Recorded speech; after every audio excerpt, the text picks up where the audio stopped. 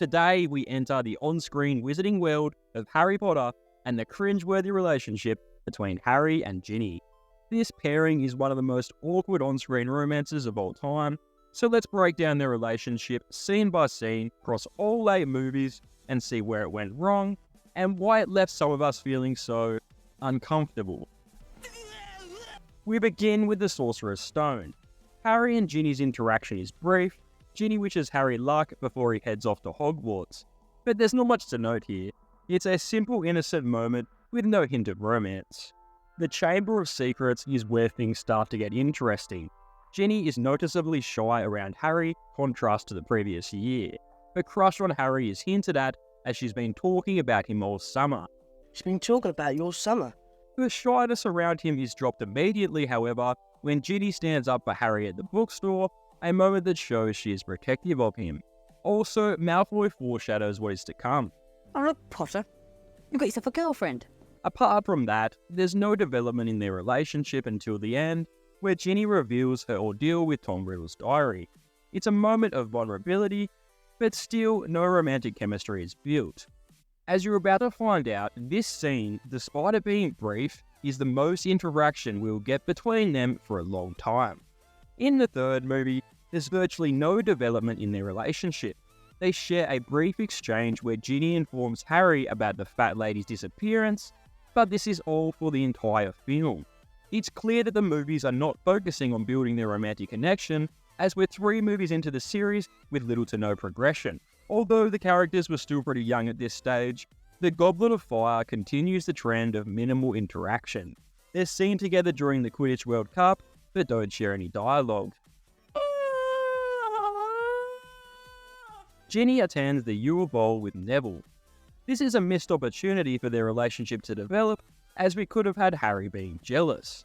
Apart from a throwaway line, Harry and Ginny don't interact, further stalling any potential romance. This is odd considering this whole movie is pretty much a teen drama, so it would have been a good way to really develop their feelings for one another.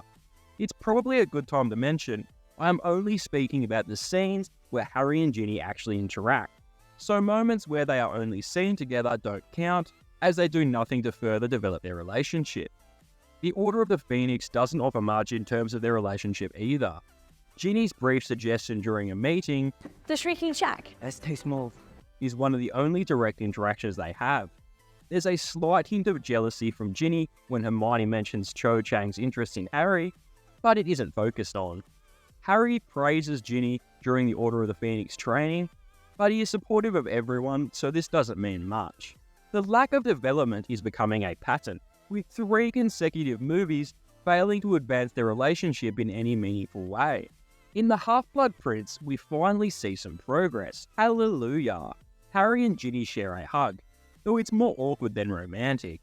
The awkwardness continues with Ginny wiping blood off Harry's face.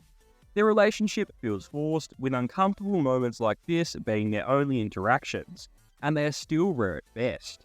We get a huge moment next. It's their famous kiss in the Room of Requirement.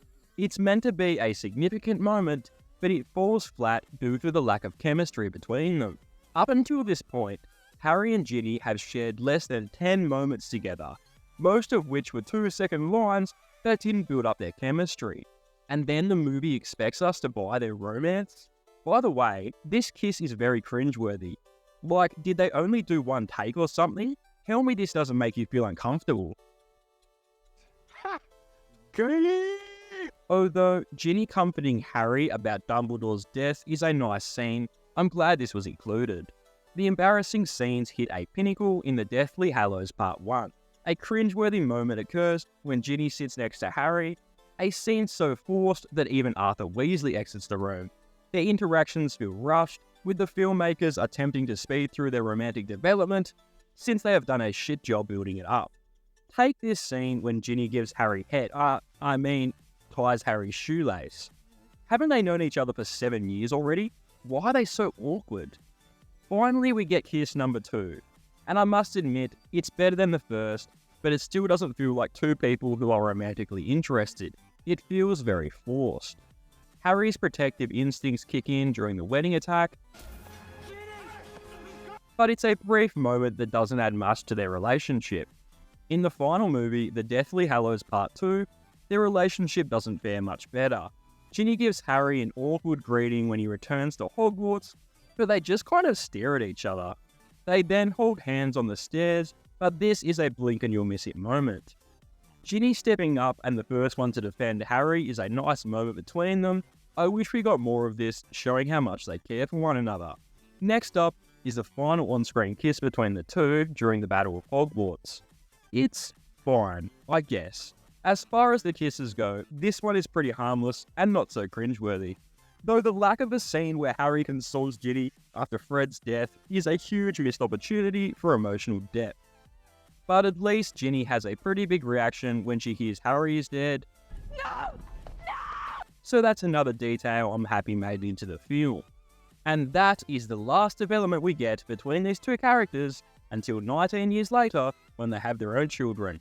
I guess all the chemistry between them must have been built up off screen because the movie sure as hell didn't deliver on it.